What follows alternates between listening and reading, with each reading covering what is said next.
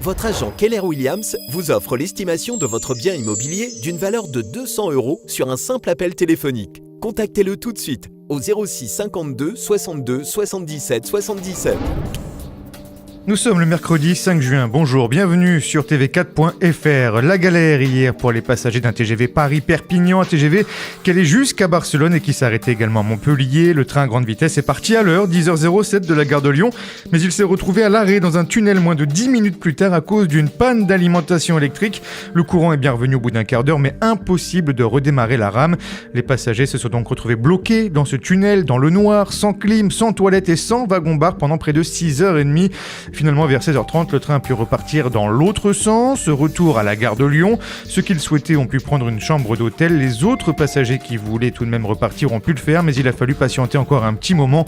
La SNCF a promis de rembourser les billets 2 fois le prix d'achat. La police de Marseille vient d'arrêter une quinzaine de cambrioleurs professionnels, tous d'origine albanaise. La petite bande aurait à son actif pas moins de 500 cambriolages sur tout l'arc méditerranéen entre Perpignan et Nice. D'ailleurs, les enquêteurs ont mis la main sur un véritable trésor composé de bijoux, d'argent liquide et de 15 kilos d'or. Au total, 13 personnes ont été mises en examen, dont 11 ont été écrouées. Le feu d'appartement dans lequel son occupant était retrouvé mort il y a une dizaine de jours à Pia serait bien d'origine accidentelle. L'homme de 56 ans est mort asphyxié à cause des fumées, selon le médecin légiste. Les cliniques de Céré et Prades mettent en garde contre une arnaque téléphonique depuis quelques jours. Plusieurs habitants du Val-Espire et du Conflent reçoivent des coups de téléphone au bout du fil. L'interlocuteur assure appeler de la part d'un des deux établissements pour récupérer vos informations personnelles, comme votre numéro de sécurité sociale et numéro de mutuelle.